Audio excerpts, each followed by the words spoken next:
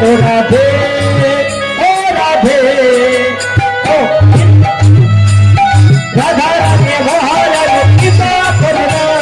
কৃপা করে বৃন্দাবনে নিয়ে চলো না